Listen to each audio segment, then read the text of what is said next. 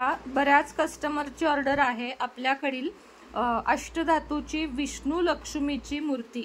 या मूर्तीचे विशेष हे आहे की ही मूर्ती आपल्या देवघरामध्ये ठेवल्यास शुक्रवारी त्याच्यावर दक्षिणावर्ती शंखाने अभिषेक केल्यास आणि दररोज साधी सोपी पूजा केल्यास आपल्या घरामध्ये एकदम जास्त उन्नती होते। कारण माता लक्ष्मी तिथेच असते जिथे भगवान विष्णूंचे वास असतो। त्यामुळे ही मूर्ती आणि खास करून ही पाय दाबतानाचीच मूर्ती देवघरात जर ठेवाल तर तुम्हाला उन्नती आणि प्रगती पैसा लवकरच दिसून येईल।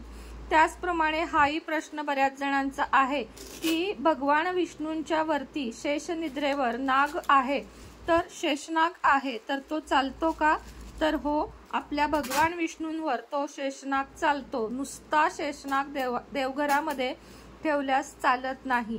तर आता ही आपण देवघरामध्ये विधिवत सिद्ध केलेली मूर्ती जयश्री पवार या ताईंची केशवनगर मुंडवा येथून या 2 मूर्ती ऑर्डर केलेल्या आहेत। तर त्या ताईंची ऑर्डर जात आहे।